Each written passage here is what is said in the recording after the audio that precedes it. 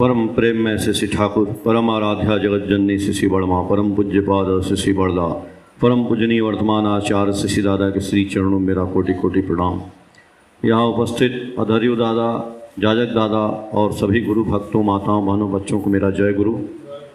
आज परम पूज्य पाद शिशि बड़दा का 30वां तिरोधान तिथि है। हम लोग उनके चरणों में नतमस्तक हैं और सबके मंगल की कामना करते हैं। ठाकुर जी सब रूप में आए और ठाकुर जी भी विद्यमान हैं। ठाकुर जी की वाणी है कि सभी देवता के समाहार से पुरुषोत्तम की सृष्टि सहज मनुष्य नर रूप में करते कृति और वृष्टि। आचार्य रूप में भी इस समय विद्यमान है ठाकुर जी। और हम लोग अभी जो बातें सुने कि हम लोगों को पालन करना है, क्या क्या करना है, वो क्यों सुने?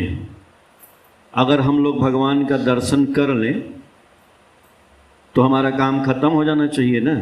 आदमी को सारी जीवन में एक अंतिम इच्छा होती है कि भगवान हमें दर्शन दे दीजिए। अब मान लीजिए आपको भगवान दर्शन दे दें तो क्या आप करेंगे? मर जाएंगे? भाई दर्शन दे दिए, अब काम खत्म हो गया, आप जाइए इस दुनिया से। लेकिन दर्शन के बाद भी कोई जाता तो है नहीं, यहीं रहता है। तो फिर दर्शन लेने से क्या फायदा? ठाकुर जी भगवान हैं तो ठाकुर जी रहते थे वहाँ, तो उनका तो रोज ही लोग दर्शन करते थे, वहीं रहते ही थे।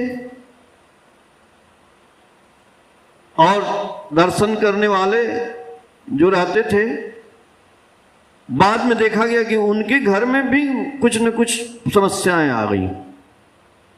वो कितना ठाकुर जी को छोड़ के चले भी गए, बहुत से लोग भगवान के साथ रहते हुए भी चले गए। तो भगवान कुछ नहीं करेंगे। ठाकुर जी बोले थे जगन्नाथ को हाथ नहीं, भगवान हाथ से पकड़ेंगे भी नहीं।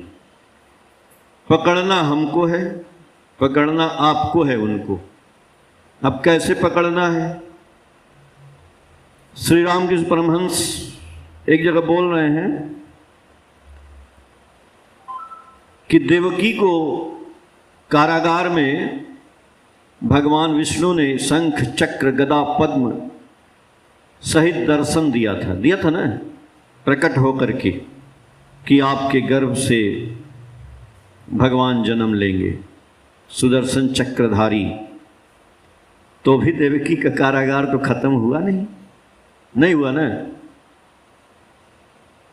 अगर एक अंधा आदमी गंगा जी नहा ले, चलिए गंगा जी नहाने से उसका पाप तो धुल जाएगा, लेकिन उसका अंधापन नहीं जाएगा, वो अंधा का अंधा ही रहेगा।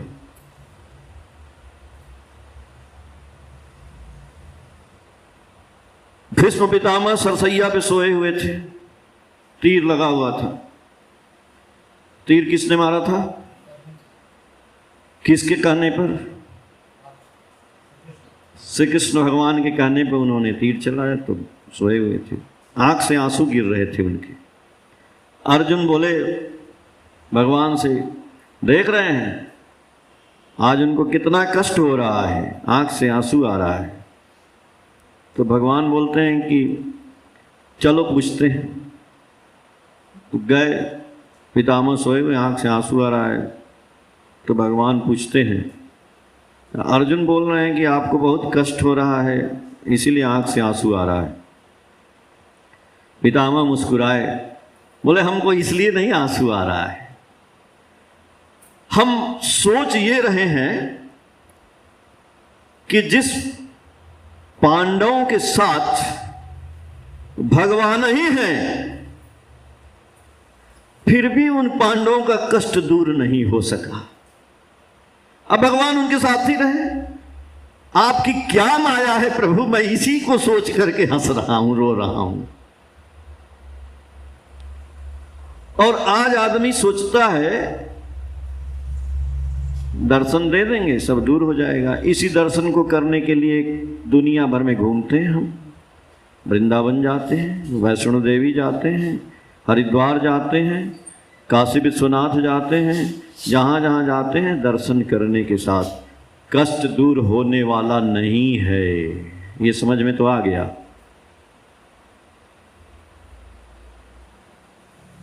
एक बार अभी चूंकि हमारी बड़माँ का परिक्रमा चल रहा है, थोड़ा सा उनकी चर्चा कर लेते हैं, क्योंकि सबसे ज़्यादा दर्शन तो उन्होंने ही किया ठाकुर का। सबसे बड़ा भगवान का काम के साथ तो वही रही, उसके बाद दूसरे आते हैं। एक कमरे में जहाँ ठाकुर जी सोते थे, उसी कमरे में बड़माँ की भी चौकी थी, वो भी सोती थी। हाँ, जब वो सो जाते थे ठाकुर जी तब वो सोती थी और उनके उठने से पहले उठ जाती थी। तो वहां पे श्री राम बसावंदा अपनी बातें बता रहे हैं, वो भी वहीं सोते थे। बोले जो भी भाग्य की बात है, हमको भी वहीं सोने का अवसर मिल गया था। ठाकुर जी बोले तुम भी यहीं सोना। तो जो सेवक है वो तो सोचेगा कि अच्छा श्री ठाकुर जी सो जाएं, उसके बाद माँ सो जाएं, तब हम सोएंगे, और उन लोगों को उठने से पहले हम उठ जाएं। ये तो सेवक का काम है। तो वो बोले कि ठाकुर जी सो जाते थे, हम जगे रहते थे, और माँ जो है जब ठाकुर जी सो जाते थे तब सोती थी। यदि ठाकुर जी को रात में खांसी भी आ गई तुरंत उठ जाती थी, और 3 बजे उठ करके वो ठाकुर जी के भोग के लिए चली जाती थी किचन में। वहाँ सब्जी काटना, सुबह क्या भोग लगेगा, सब कुछ जो है वो 3 बजे उठ के चली जाती थी। तो ठाकुर जी ये सब जानते थे। एक दिन ठाकुर जी बैठे हैं, उनके पास एक दादा है निखिल घोष, वो दंड जो ये हमने लिया है ठाकुर जी का, ये दंड जो है वही रखते थे अपने पास। तो ठाकुर जी उनसे बोलते थे कि फला आदमी को दंड देना, आप लेकर के आइए। ठाकुर जी एक दिन बैठे थे, निखिल घोष दा आए और श्री राम बसावन दा थे, बड़माँ थी, सब लोग बैठे थे। ठाकुर जी बोले कि निखिल दा एक अपने रूम में से एक दंड ले आइए, और राम बसावन दा को बोले कि आप इनके पीछे पीछे जाइए, जो आपको बढ़िया दंड लगेगा वो लेके आइएगा। तो वो आगे आगे गए, ये पीछे पीछे गए, और एक बढ़िया सा ले करके ये दंड आए। तो ठाकुर जी जो है अपने माथे पे लगाए, और उसके बाद राम बसावन दा को बोले कि आप आइए इसको लीजिए।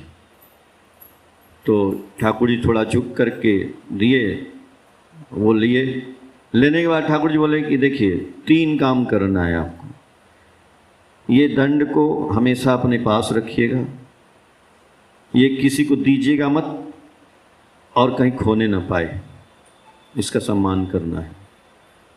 बोले ठीक है। बोले और एक बात है, आपको ये क्यों दिए? बड़ बहू, बड़ी माँ आपकी 3 बजे उठ के जाती हैं रन्ना घर में।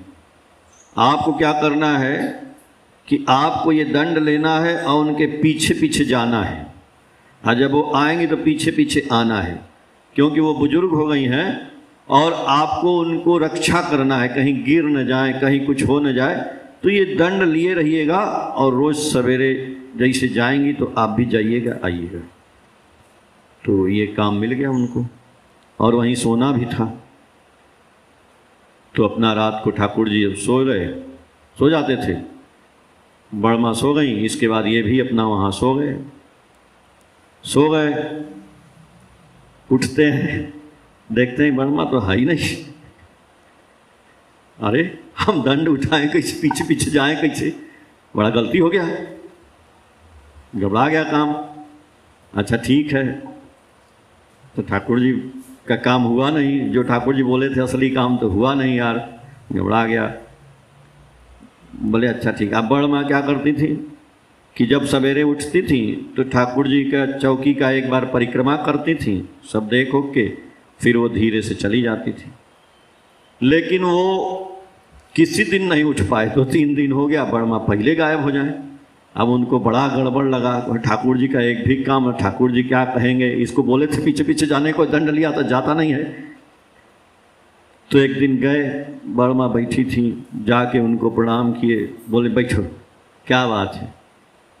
बोले कि बड़ा गलती हो गया, समझ में नहीं आ रहा है क्या करें। बोले क्या हो गया। बोले ठाकुर जी दंड तो दिए लेकिन एक और बात बोले थे। क्या बोले थे। बोले थे कि आप जब सवेरे जाती हैं और आती हैं तो आपके पीछे पीछे हमको जाना था, लेकिन आप कब उठ के चली जाती हैं, हम तो सोए ही रह जाते हैं, ये तो अपराध हो रहा है हमसे। तो बड़ माँ बोलेंगी नहीं नहीं, तुम जानते नहीं हो, तुम भी तो बाद में सोते हो, और जवान आदमी बुजुर्ग थोड़ी है कि 2-3 घंटा सोएगा बस उसका सोना हो जाएगा। अब तुम जवान आदमी, थोड़ा ज़्यादा सोना चाहिए। हम लोग बूढ़ा बूढ़ी हैं, चलो ठीक है थोड़ा सा सो लेंगे, तो हम तुमको डिस्टर्ब नहीं करना चाहते हैं कि तुम जग जाओगे।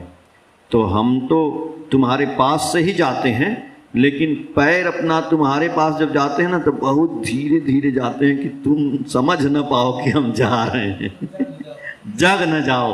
तो ये तो हम जानबूझ के जाते हैं, तुम जग न जाओ। तो बोले यही तो अपराध हो जा रहा है कि हम क्या करें। बोली नहीं, तुम भी भाई हमारे बच्चे के ही समान हो ना।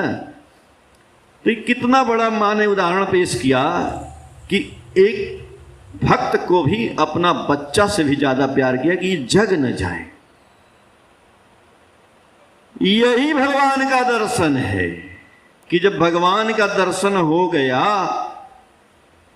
तो इस पृथ्वी पे, इस वातावरण में जितने भी जीव जगत, पेड़ पौधे सब हैं, सब में भगवान को महसूस होने लगे कि सब में ठाकुर जी हैं। किसी को डिस्टर्ब न किया, यही काम हो जाएगा। जब दर्शन हो जाने का मतलब यही है कि हर जगह आपको भगवान दिखाई देने लगेंगे। मेरा कहने का उद्देश्य यही था। तो ये बंगला में स्टोरी थी जो मैंने आपको हिंदी में बताया।